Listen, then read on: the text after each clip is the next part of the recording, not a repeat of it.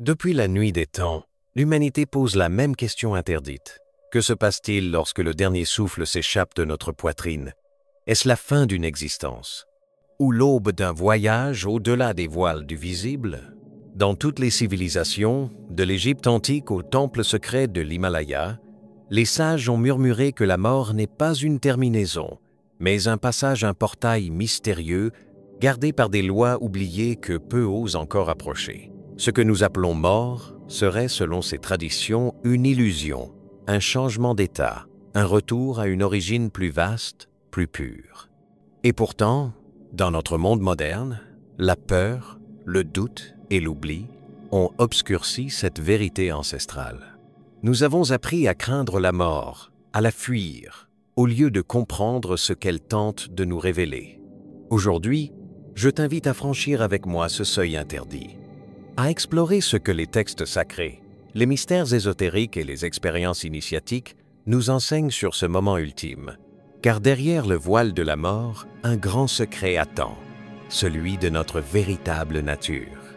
Dans cette vidéo, nous plongerons ensemble dans les traditions oubliées et les révélations cachées. Nous découvrirons pourquoi les anciens considéraient la mort comme une initiation sacrée. Nous dévoilerons les différentes étapes de l'âme après la séparation du corps, selon les mystères antiques. Et surtout, je te partagerai des pratiques concrètes pour te préparer intérieurement à ce grand passage. Non pas dans la peur, mais dans la conscience et la paix. Prépare-toi. Ce voyage transformera à jamais ta vision de la vie et de la mort. Pour comprendre ce que la mort est réellement, il nous faut d'abord écouter les voix des anciens, celles qui, depuis des millénaires, nous appellent à nous souvenir. Dans l'Égypte antique, la mort n'était pas une fin, mais un rituel sacré, un voyage à travers le Dua, le royaume des morts. Les prêtres du temple, formés dès leur plus jeune âge, enseignaient que l'âme, ou Ba, devait passer par une série d'épreuves, des portes gardées par des êtres divins. À travers le livre des morts, un guide énigmatique, l'initié apprenait à naviguer entre les illusions et les vérités ultimes, afin de renaître dans l'éternité. De l'autre côté du monde, dans l'ancienne civilisation védique de l'Inde, les sages rishis parlaient de la samsara, le cycle incessant de vie, de mort et de renaissance. Pour eux, la mort n'était qu'un changement de forme, un mouvement d'une vibration vers une autre. Le Bhagavad Gita nous souffle ces paroles. Ainsi qu'un homme rejette ses vêtements usés pour en revêtir de nouveaux, l'âme quitte son corps défraîchi pour en habiter un nouveau. Dans les mystères d'Éleusis, en Grèce, la mort était célébrée comme une métamorphose, une révélation interdite à ceux qui n'avaient pas été purifiés par l'initiation. Seuls ceux ayant franchi ces rituels pouvaient comprendre que mourir, c'était voir enfin la réalité au-delà de l'ombre des apparences. Mais alors, pourquoi ce savoir s'est-il éteint? Pourquoi a-t-il été relégué aux marges de nos croyances modernes? La réponse est troublante. Au fil des siècles, à mesure que les empires cherchaient à asseoir leur pouvoir sur les âmes humaines, les mystères ont été occultés. Les vérités profondes sur la mort ont été enterrées sous des couches de peur, de dogmes et de superstitions. Craindre la mort devenait un outil de contrôle, comprendre la mort, un acte de libération. Même aujourd'hui, bien des traditions spirituelles authentiques ont été diluées, leurs enseignements profonds simplifiés jusqu'à devenir méconnaissables. Pourtant, pour ceux qui savent encore lire entre les lignes des anciens textes, pour ceux qui écoutent la sagesse silencieuse du cœur, les clés de compréhension sont toujours là. Elles attendent patiemment d'être redécouvertes par ceux qui osent poser la question ultime. Que se passe-t-il réellement lorsque notre dernier souffle s'éteint? Quelle route emprunte la conscience lorsque le corps devient poussière? Les anciens enseignements sont unanimes. La mort n'est pas une annihilation.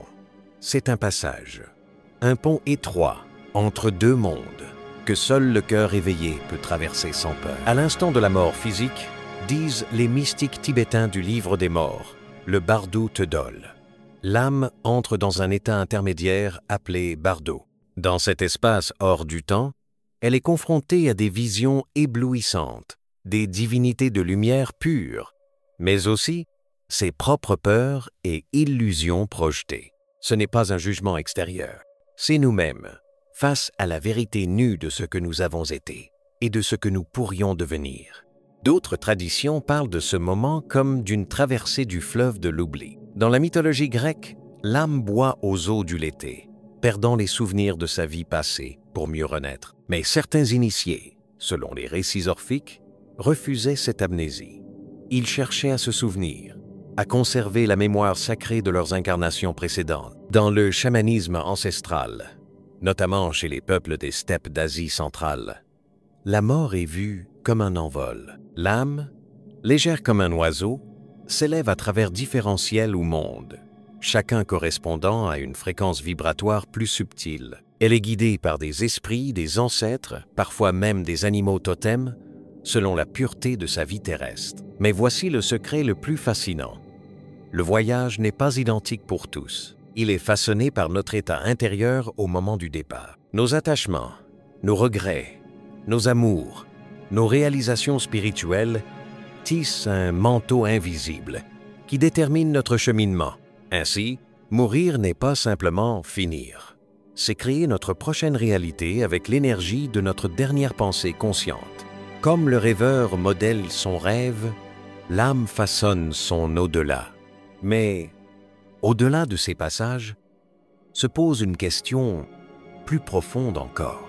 Existe-t-il une destination finale?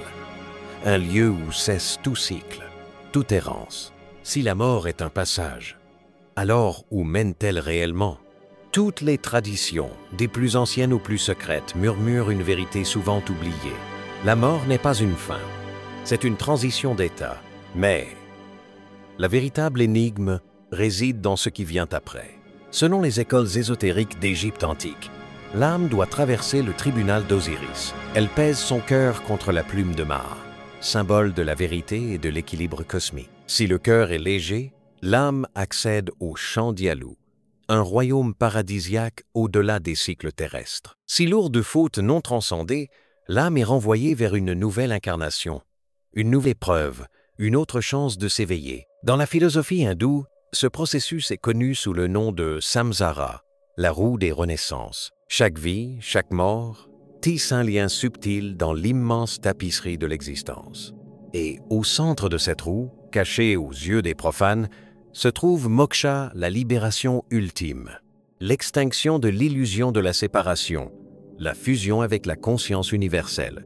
Mais rares sont ceux qui atteignent cet éveil, car beaucoup, après la mort, restent pris dans les filets de leurs désirs inassouvis, de leurs attachements terrestres, errant dans des mondes intermédiaires, cherchant ce qu'ils n'ont pas su trouver dans la vie. Et si la mort n'était qu'une continuation de notre état actuel, une intensification de notre niveau de conscience présent? Certains maîtres affirment que nous créons notre propre purgatoire ou paradis, non pas en étant jugés par un Dieu extérieur, mais par la vibration même de nos pensées, de nos intentions profondes. Dans les traditions soufis, la mort est vue comme un dévoilement. Le voile de la matière se déchire, révélant la réalité telle qu'elle est. Non ce que nous souhaitons, non ce que nous craignons, mais ce que nous sommes au plus intime. La mort n'est pas un événement, c'est une révélation. Enfin, certaines écoles ésotériques très anciennes rarement évoquées parlent d'un troisième chemin. Ni simple renaissance, ni fusion immédiate avec le tout, mais un parcours d'évolution consciente entre les mondes, comme des navigateurs de l'invisible. Ces âmes éveillées deviennent alors des architectes de réalité, des bâtisseurs d'univers subtils. Une idée folle pour notre mental rationnel, mais peut être. La mort est-elle moins une fin qu'un appel à devenir plus que ce que nous avons jamais cru possible? Ce que nous faisons dans la vie résonne dans l'éternité. Si la mort n'est pas la fin, mais la continuation et la révélation de notre état d'être, alors il devient essentiel de préparer son âme non par peur, mais par appel intérieur. Depuis des millénaires, sages et initiés enseignaient des pratiques simples mais puissantes, permettant à chacun de tisser son chemin vers l'éveil, avant même que la dernière heure ne sonne. Voici 3 clés, 3 portes que vous pouvez ouvrir dès aujourd'hui. Chaque soir, avant de sombrer dans le sommeil qui est lui-même une petite mort, prenez un instant, allongez-vous, fermez les yeux et visualisez que vous quittez votre corps avec douceur.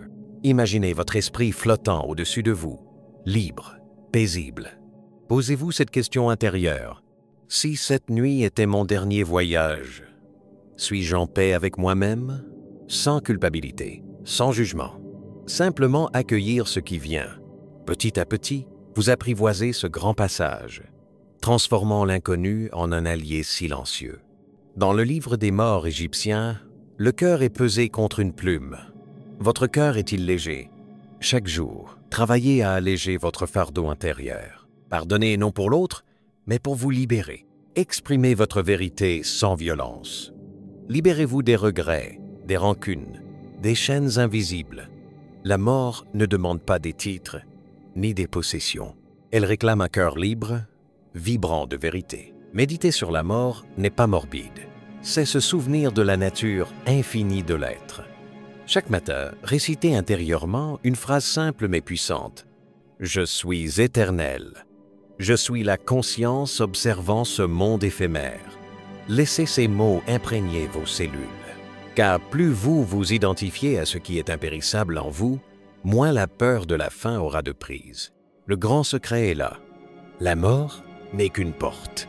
C'est votre état intérieur qui détermine ce que vous trouverez de l'autre côté.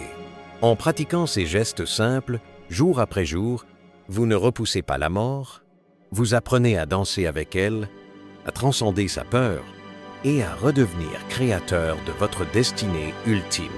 À la fin de tout voyage, il ne reste qu'une seule question. Qui étiez-vous vraiment derrière le masque des jours? Depuis les premiers murmures de l'humanité, les sages nous chuchotent à travers le temps. La mort n'est pas l'ennemi.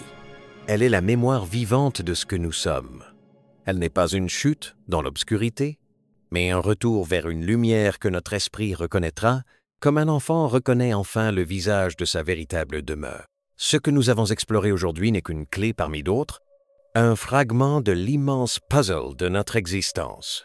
Mais si vous gardez dans votre cœur l'essence de ce message, si vous cultivez la légèreté de votre âme, si vous marchez chaque jour comme si vous sculptiez votre propre éternité, alors, au moment venu, vous franchirez ce seuil non avec crainte, mais avec reconnaissance, et vous saurez que la mort n'était jamais la fin, mais seulement l'autre visage de la vie.